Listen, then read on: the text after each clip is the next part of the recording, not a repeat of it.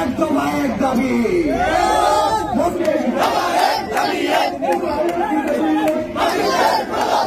এই দাবি আজকের মধ্যে কার্যকর করতে হবে। আমরা যেভাবে শান্তিপূর্ণভাবে এসেছিলাম সেইভাবে শান্তিপূর্ণভাবে যাব। আমাদের সরকার থেকে সরকারি সম্পত্তি আমরা নষ্ট করব না।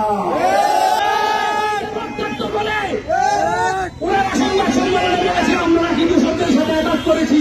কারা দূষকদের সাথে আঘাত করেছে? কারা নতুন দূষক তৈরি করছে? কারা নিজেরা দূষণ হচ্ছে? এটা আমাদের আচার ব্যবহার থেকেই বোঝা যাচ্ছে। আরেক বাহিনী জায়গা দখল করতে চলে আসছে। এটাই কি নতুন বাংলাদেশ? আমরা চাই একটি নতুন বাংলাদেশ যেখানে আমরা আমাদের যৌক্তিক দাবিগুলো তুলে ধরতে পারবো এবং আইন মেনে আমাদের দাবিগুলো আদায় করতে পারবো। আমরা কি কোনো যৌক্তিক দাবি নিয়ে রাস্তায় দাঁড়িয়েছিলাম? আজকেও আমরা একটি যৌক্তিক দাবি নিয়ে দাঁড়িয়েছি। আমাদের ভাইদের উপরে নিম্ন হামলার পরেও ওনারা আমাদের মামলাটি এখন পর্যন্ত এফআইআর করেননি। আমরা কি এই দেশে এখনো নিরাপদ আছি?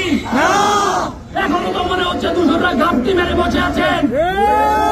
এই মফিজ এই বিশম্বরপুরের সবচেয়ে বড় দূষণ। এই ওসি বিশম্বরপুরের জন্যকে আমার মনে হয় প্রোটেকশন দিচ্ছেন। না হলে উনি আজকের মধ্যে আমাদের মামলাটি এফআইআর করবেন। আর আমাদের একটাই দাবি, এক দফা, এই মফিজ হটাও, বিশম্বরপুর বাঁচাও।